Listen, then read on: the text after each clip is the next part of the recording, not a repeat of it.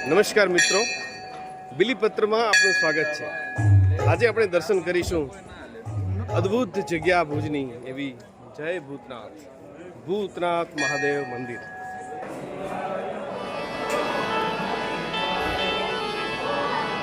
शंकर सुख कर शांति कर, दुख हर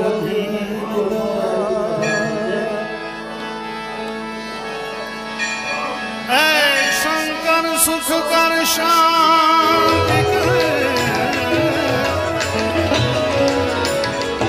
दुख हर दीन दया, हर दुख हर जो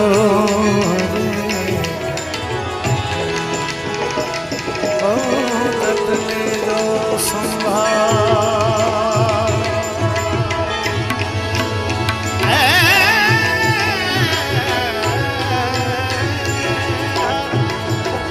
दुख हर